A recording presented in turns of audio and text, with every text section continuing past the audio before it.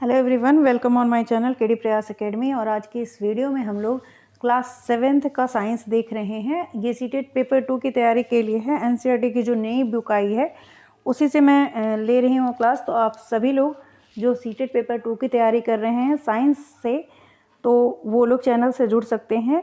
और क्लास 6 के 5-6 चैप्टर्स हो चुके हैं और उसको भी आप लोग देख सकते हैं। साइंस पेपर 2 के नाम से प्लेलिस्ट बनी हुई है, प्रीवियस ईयर भी चल रहा है।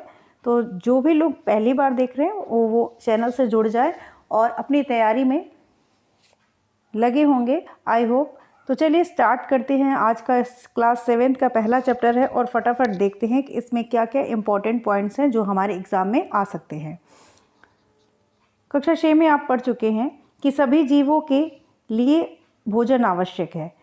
आप यह भी पढ़ चुके हैं कि कार्बोहाइड्रेट, प्रोटीन, वसा, विटामिन एवं खनिज भोजन के घटक है। भोजन के ये घटक हमारे शरीर के लिए आवश्यक है, इन्हें पोषक कहते हैं। इसका मतलब क्या है कि जो हम सभी फूड इम्पोर्टेंट है सभी लोगों के लिए। और कंपोनेंट्स ऑफ फूड की अगर बात करें तो कौन कौन से कंपोनेंट होते हैं इसकी जानकारी होनी चाहिए हमें। तो कार्बोहाइड्रेट, प्रोटीन, फैट्स, विटामिन और मिनरल्स, ये सारे क्या हैं? कंपोनेंट ऑफ फूड यानी भोजन के घटक हैं। और ये हमारे बॉडी के लिए, शरीर के लिए बहुत ही आवश्यक होते हैं। इनको क्या कहते हैं? पोषक यानी न्यूट्रिएंट कहते हैं। ठीक है, इसी तरीके से हम रीडिंग करके और एक सारांश समरी लेते चलेंगे, जिससे कि हमें कभी भी अगर कोई भी क्वेश्चन बन रहा है सीटेट के पेपर में तो हमें कोई भी दिक्कत ना आए। ठीक है, और हमें तुक्का लगाने की ज़रूरत बिल्कुल नहीं है। सभी जीवों को भोजन की आवश्यकता होती है। पादप यानी पौधे स्वयं के लिए भोजन बना सकते हैं, परंतु मानव सहित कोई भी प्राणी अपना भोजन स्वयं नहीं बना सकता। वे पादपों अथवा पादपों का आहार ग्रहण करने वाले जंतुओं से अपना भोजन प्राप्त करते हैं। अतः मानव तथा अन्य प्राणी प्रत्यक्ष अथवा परोक्ष रूप से पादपों पर निर्भर करते हैं। इसका मतलब क्या है कि जो प्लांट होते हैं वो अपना फूड मेकिंग कर सकते हैं और उन्हीं प्लांट पे हम क्या करते हैं, हम या अदर जो एनिमल्स से वो क्या करते हैं? डिपेंड होते हैं। क्यों? क्योंकि या तो देखिए हम प्लांट प्रोडक्ट ईट करते हैं और या तो एनिमल प्रोडक्ट यूज करते हैं। जैसे कि प्लांट प्रोडक्ट में तो सारी चीज़ें आ गई, जो ग्रेन्स वगैरह हो गए, फसलें हैं, सभी कुछ प्लांट प्रोडक्ट है। और एनिमल प्रोडक्ट की बात करें तो फिश हुआ, मीट हुआ, ये सारी चीज़ें क्या है? एनिमल प्रोडक्ट है। तो हम डायरेक्टली और इनडायरेक्टली जो ह्यूमन बीइंग है या अदर एनिमल्स है, अन्य प्राणी जिसको हम कह रहे हैं हिंदी में, वो सभी क्या है? डायरेक्टली और इनडायरेक्टली किस पे डिपेंड है? प्लांट पे डिपेंड है। तो ये चीज़ हम लोगों ने देख ली। इस चैप्टर का नाम ही है पादपों में पोषण, यानी प्लांट में न्यूट्रिशन किस तरीके से होता है उसको हम लोगों को देखना है। तो प्लांट कैसे अपना फूड मेकिंग करता है, सारी चीज़ों को हम धीरे धीरे एक एक स्मॉल एक समरी के टाइप में हम लोग देख लेंगे। ठीक है, कुछ भी छूटेगा नहीं, तो हमें कॉन्फिडेंस मेरा बढ़ेगा। और कॉन्फिडेंस बढ़ने के कारण हम क्या करते हैं? पेपर को बहुत अच्छे से समझ के तुरंत कर जाते हैं।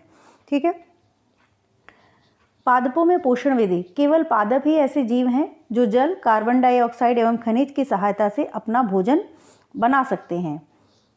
ये सभी पदार्थ उनके परिवेश में उपलब्ध होते हैं। जो प्लांट है वो अपना फूड मेकिंग खुद करता है, इसलिए इसको क्या कहते हैं? ऑटोट्रॉफ कहते हैं, स्वपोषी कहते हैं प्लांट को। और इनके प्लांट फूड मेकिंग के लिए क्या क्या चीज़ें चाहिए? वाटर चाहिए, कार्बन डाइऑक्साइड चाहिए और मिनरल्स। ठीक है, तो ये फूड मेकिंग किस तरीके से कहते हैं अभी हम लोग आगे भी पढ़ेंगे, जिसको हम लोग प्रकाश संश्लेषण कहते हैं। और वो उस प्रोसेस में क्या क्या होता है वो सब भी चीज़ें देखेंगे। और भी बहुत सारी इंपॉर्टेंट चीज़ें इस चैप्टर में पढ़ी में हैं जिनको जानना ज़रूरी है। आपको लग रहा होगा कि आप सब कुछ जानते हैं, लेकिन छोटी छोटी बातें कभी कभी कंफ्यूज कर देती हैं कि क्या यही सही आंसर है या अगला। पोषक पदार्थ सजीवों की संरचना, वृद्धि एवं क्षतिग्रस्त भागों के रखरखाव के लिए समर्थ बनाते हैं तथा विभिन्न जैव प्रक्रमों के लिए आवश्यक ऊर्जा भी प्रदान करते हैं। ठीक है, तो न्यूट्रिएंट्स के हमारी बॉडी में क्या करते हैं? जैसे कार्बोहाइड्रेट है, ग्रोथ के लिए प्रोटीन है, तो एनर्जी, ग्रोथ, ये सारे काम ये सब चीज़ों के लिए हमारे न्यूट्रिएंट्स जो हैं, पोषक पदार्थ जो है वो कार्य करते हैं। ठीक है, सजीवों द्वारा भोजन ग्रहण करने एवं उपयोग की विधि को पोषण कहते हैं। पोषण की वह विधि जिसमें जीव अपना भोजन स्वयं संश्लेषित करे, स्वपोषण कहलाती है। यानी जो प्लांट क्या हैं वो स्वपोषी कहलाते हैं, क्योंकि वो अपना भोजन स्वयं संश्लेषित करते हैं यानी बनाते हैं। ठीक है, अतः ऐसे पादपों को स्वपोषी कहते हैं। ऐसे पादपों को स्वपोषी कहते हैं। जंतु एवं अधिकतर अन्य जीव पादपों द्वारा संश्लेषित भोजन ग्रहण करते हैं, उन्हें विषम पोषी कहते हैं। यानी जो प्लांट जो खुद से अपना भोजन बनाते हैं उन्हें स्वपोषी ऑटोट्रॉफ कहते हैं, और जो अन्य जीवों पादपों पर प्लांट पर डिपेंड हैं जैसे एनिमल्स एंड ह्यूमन बींग्स, वो क्या है, विषम पोषी यानी हेटेरोट्रॉफिक। ठीक है, पहले यह जानना चाहते हैं कि पादपों की तरह हमारा शरीर भी कार्बन डाइऑक्साइड, जल, खनिज से अपना भोजन स्वयं क्यों नहीं बना सकता। तो हम नहीं बना पाते हैं, ये तो क्लियर है हमें। और अब हम ये पूछ सकते हैं कि पादपों की खाद्य फैक्ट्रियाँ कहाँ से होती है। तो ये सारे क्वेश्चंस हैं जिसके आंसर हमको इस पैराग्राफ में अभी मिल जाएंगे। तो पादपों की खाद्य फैक्ट्रियाँ कहाँ होती है, वो तो पत्तियों में होती है, क्योंकि पत्तियों में ही क्या होता है, फोटोसिंथेसिस का प्रोसेस होता है। ठीक है, पत्तियाँ पादप की खाद्य फैक्ट्रियाँ हैं, अतः सभी कच्चे पदार्थ पत्तियों तक पहुँचने चाहिए। मृदा में उपस्थित जल एवं खनिज, जल अब वाटर चाहिए फोटोसिंथेसिस के लिए, फूड मेकिंग के लिए, तो वो कैसे पहुँचेगा, वाटर एंड मिनरल्स यानी जल एवं खनिज जड़ द्वारा यानी रूट द्वारा अवशोषित कर लिए जाते हैं तथा तने के माध्यम से पत्तियों तक पहुंचाए जाते हैं। पत्ती की सतह पर उपस्थित, तो यहाँ पे वाटर और मिनरल्स मिल गया। पत्ती की सतह पर उपस्थित सूक्ष्म रंध्रों द्वारा वायु में उपस्थित कार्बन डाइऑक्साइड प्रवेश करती है। कार्बन डाइऑक्साइड की जरूरत थी, वो पत्ती की सतह पर जो स्टोमेटा जिसे हम सूक्ष्म रंध्र कहते हैं उससे हमको मिल गया। और किस चीज़ की ज़रूरत है वो भी देख लेते हैं। सनलाइट की ज़रूरत है, तो यह रंध्र कोशिकाओं द्वारा घिरे हुए से छिद्रों को रंध्र कहते हैं। ये तो स्टोमेटा की बात होगी। जल एवं खनिज वाहिकाओं द्वारा पत्तियों तक पहुंच जाते हैं। वाहिकाएं नली के समान होती हैं, जड़ तना शाखाओं एवं पत्तियों तक फैले होती हैं। जैसे हमारे बॉडी में वेंस नसें होती है ना, उसी तरीके से यहाँ पे वाहिकाएं होती हैं जो उसको चढ़ाने का, जल एवं मिनरल्स जो हैं उनको ऊपर तक चढ़ाने का काम करती हैं और पोषकों को पत्तियों तक पहुँचाने के लिए वाहिका एक सतत मार्ग बनाती हैं। पादपों में पदार्थों के प्रवण ये आगे क्लास में है, उसको हम देख लेंगे बाद में। यहाँ पे एक चीज़ है, सेल के बारे में दिया गया है। तो सेल क्या होता है, सेल क्या है, जैसे अब इसके एग्जांपल से ही समझिए, जो मकान होते हैं, इमारतें होती है, वो किससे बनती है, ईंटों से बनी होती है। जिस प्रकार से एक एक ईंटे को जोड़ के मकान बनाया जाता है, उसी प्रकार हमारा जो शरीर है, सजीवों का शरीर सूक्ष्म इकाइयों से बनता है, जिनको हम क्या कहते हैं, कोशिका कहलाती है। ठीक है, इन कोशिकाओं को अगर स्ट्रक्चर देखा जाए सूक्ष्मदर्शी के द्वारा, माइक्रोस्कोप के द्वारा, तो कुछ जीव मात्र एक कोशिका के बने होते हैं यानी सिंगल सेल्ड होते हैं।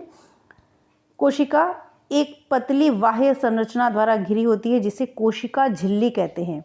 कोशिका झिल्ली, ये जो सेल है हमारा ना, ये एक झिल्ली द्वारा क्या है, कवर्ड है, जिसको हम कोशिका झिल्ली कहते हैं यानी सेल मेम्ब्रेन कहते हैं।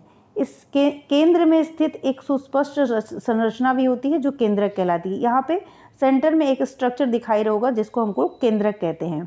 केंद्रक के चारों ओर जेली से समान एक पदार्थ से घिरा होता है जिसे कोशिका द्रव्य कहते हैं। यानी कोशिका झिल्ली और केंद्रक के बीच का जो भाग होता है वो सारा क्या है, कोशिका द्रव्य होता है, जेली लाइक स्ट्रक्चर होता है। ठीक है, ये हो गया हमारा छोटा सा एक सेल का स्ट्रक्चर। अभी पूरा ये डिटेल स्ट्रक्चर नहीं है, अगर आप आगे की क्लासेस में पढ़ेंगे तो बहुत ज़्यादा इसके अंदर जो सेल ऑर्गेनेल्स होते हैं उनके बारे में भी हम लोग पढ़ते हैं। ठीक है, अभी यहाँ पे हमको पढ़ना है कि रंध्र के बाद पत्तियों में एक हरा वर्णक होता है जिसे हम क्या कहते हैं, क्लोरोफिल कहते हैं। अब क्लोरोफिल क्या करता है, सूर्य के प्रकाश की ऊर्जा को संग्रहण करने में पत्ती की सहायता करता है। यानी हमें कार्बन डाइऑक्साइड मिल गया था, मिनरल्स मिल गया था, वाटर मिल गया था। ठीक है, ये सारी चीज़ें तो पहुंच गई थी। अब क्लोरोफिल की ज़रूरत है, वो कहाँ होता है, पत्तियों में एक ग्रीन पिगमेंट हरा वर्णक होता है जिसको क्लोरोफिल कहते हैं। और ये क्लोरोफिल क्या करता है, सूर्य के प्रकाश की ऊर्जा को ग्रहण करता है। उसी ऊर्जा की सहायता से पत्ती अपना क्या करती है, प्लांट क्या करता है, अपना भोजन बनाते हैं। इस ऊर्जा का उपयोग जल एवं कार्बन डाइऑक्साइड से खाद्य संश्लेषण में होता है। क्योंकि खाद्य संश्लेषण सूर्य के प्रकाश की उपस्थिति में होता है, इसलिए इसे प्रकाश संश्लेषण कहते हैं। अतः हमने देखा कि क्लोरोफिल सूर्य का प्रकाश, कार्बन डाइऑक्साइड, जल प्रकाश संश्लेषण के लिए आवश्यक है। तो फोटोसिंथेसिस प्रोसेस के लिए जो जो चीज़ें आवश्यक थी उनकी ये आपको जानकारी हो गई। इस पृथ्वी पर यह एक अद्वितीय प्रक्रम है। पत्तियों द्वारा सौर ऊर्जा संग्रहित की जाती है। पादप में खाद्य के रूप में संचित हो जाती है। अतः सभी जीवों के लिए सूर्य ऊर्जा का चरम स्रोत है। जब फोटोसिंथेसिस होता है तो सूर्य की ऊर्जा किस में आती है? प्लांट में। प्लांट को कौन ईट करता है? सजीव या कोई भी जीव, ठीक है। तो ये सभी जीवों के लिए सूर्य की ऊर्जा क्या है? चरम स्रोत है, या ऊर्जा का स्रोत अगर ओवरऑल देखा जाए तो सूर्य है। क्या आप कल्पना कर सकते हैं कि प्रकाश संश्लेषण नहीं होगा तो क्या होगा? अब अगर आप सोचिए कि फोटोसिंथेसिस नहीं होगा तो प्लांट नहीं होंगे, प्लांट नहीं होंगे तो हम नहीं होंगे, क्योंकि हम सभी क्या हैं? एक दूसरे पे इंटरडिपेंडेंट होते हैं। वो कैसे होते हैं? अगर आप इसको ध्यान से पढ़ेंगे तो सब कुछ इसी बुक में लिखा हुआ है, कुछ भी अलग से कहीं से पढ़ने की ज़रूरत नहीं, इसी से बहुत सारे क्वेश्चंस बन सकते हैं। प्रकाश संश्लेषण न होने की स्थिति में खाद्य उपलब्ध नहीं होगा, ठीक है, यानी प्लांट नहीं होंगे तो खाद्य कहाँ से होगा? सभी जीवों का अस्तित्व तो अप्रत्यक्ष या प्रत्यक्ष रूप से पादपों द्वारा निर्मित भोजन पर निर्भर करता है। इसके अतिरिक्त सभी जीवों के लिए परमावश्यक ऑक्सीजन भी प्रकाश संश्लेषण के दौरान निर्मित होती है। जब फोटोसिंथेसिस प्रोसेस होता है तो उसमें ऑक्सीजन रिलीज होती है, जिस ऑक्सीजन का यूज़ हम लोग करते हैं। तो हमारे लिए इस कारण भी प्लांट बहुत इंपॉर्टेंट है, क्योंकि प्लांट अगर फोटोसिंथेसिस नहीं करेंगे तो ऑक्सीजन रिलीज नहीं होगी, और ऑक्सीजन नहीं होगी तो हमारे लिए जो प्राणवायु कही जाती है, हम कैसे रहेंगे? ठीक है। प्रकाश संश्लेषण की उपस्थिति में पृथ्वी पर जीवन की कल्पना असंभव है। इतना समझ में आ गया? प्रकाश संश्लेषण के दौरान पत्ती की क्लोरोफिल युक्त कोशिकाएं सूर्य के प्रकाश की उपस्थिति में कार्बन डाइऑक्साइड एवं जल के से कार्बोहाइड्रेट का संश्लेषण करती है। इस प्रक्रम को इस समीकरण द्वारा दिखाया गया है। यहाँ पे जो समीकरण दिया गया है, ये कार्बन डाइऑक्साइड जल मिलके सूर्य के प्रकाश और क्लोरोफिल की उपस्थिति सूर्य के प्रकाश की उपस्थिति में क्लोरोफिल की सहायता से कार्बोहाइड्रेट का निर्माण करते हैं और ऑक्सीजन को रिलीज करते हैं, ठीक है। ऑक्सीजन निर्मित होती है जिसका यूज़ हम लोग करते हैं। कार्बोहाइड्रेट अंततः पत्तियों में मंड के रूप में यानी स्टार्च के रूप में संचित हो जाता है। ये हो गया। पत्ती में स्टार्च की उपस्थिति प्रकाश संश्लेषण प्रक्रम का संपन्न होना दर्शाता है। अगर हमको फोटोसिंथेसिस प्रोसेस का टेस्ट करना है कि इस प्लांट में फोटोसिंथेसिस हुआ है कि नहीं, तो हम स्टार्च टेस्ट कर सकते हैं, ठीक है। तो स्टार्च प्रेजेंट है तो इसका मतलब फोटोसिंथेसिस हुआ है। स्टार्च भी एक प्रकार का कार्बोहाइड्रेट है, ठीक है।